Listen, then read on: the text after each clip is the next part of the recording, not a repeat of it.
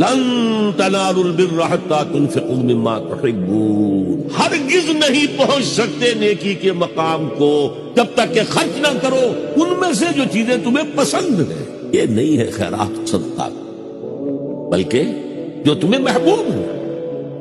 لن تنالوا البر، بر کے مقام تک نہیں پہنچ سکتے۔ پھر میں کہہ رہا ہوں عابد ہو سکتے ہو، زاہد ہو سکتے ہو، علم کا معاملہ ہے، محدث ہو سکتے ہو، مفسر ہو سکتے ہو، فقیہ ہو سکتے ہو، مفتی ہو سکتے ہو، سب کچھ ہو سکتے ہو، قرآن مجید کی روح سے نیک نہیں کہلا سکتے۔